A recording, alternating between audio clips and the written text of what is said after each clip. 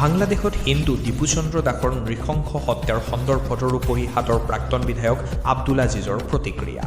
বাংলাদেশৰ অন্তৰ্বৰ্তীকালীন চৰকাৰৰ মুৰব্বী ডক্টৰ ইউনুছক খুৰদাৰ সমালোচনা আব্দুল আজিজৰ। হিন্দু হত্যা বন্ধ কৰক, হত্যাকাৰীক ফাঁচি দিয়ক আদি শ্লোগান দি উত্তাল কৰি তোলে জুৰিয়াৰ আকাশবতা।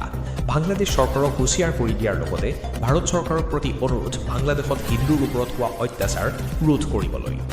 না, কালি ৰাতিটো নিউজ লাইভ মোৰ ঘৰত আহিছিল। মই সেইটো ডিবেটত বহিছিলোঁ।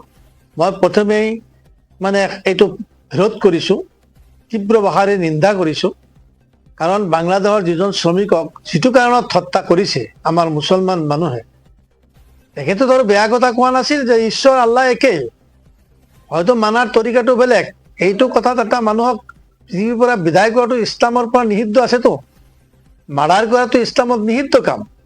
গতিকে তাক মই গৰিহণা জনাইছোঁ, তীব্ৰ ভাষাৰে নিন্দা কৰিছোঁ।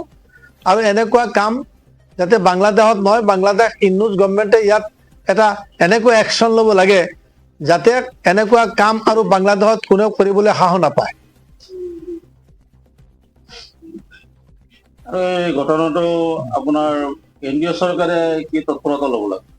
না, আমি কেন্দ্ৰীয় চৰকাৰকো অনুৰোধ কৰিম যে আমাৰ ভাৰতবৰ্ষৰ প্ৰধানমন্ত্ৰী, শক্তিশালী প্ৰধানমন্ত্ৰী, তেখেতে এই সম্পৰ্কে ইউনুছ গভৰ্ণমেণ্টৰ লগত যোগাযোগ কৰি এটা ৱাৰ্ণিং দিব লাগে।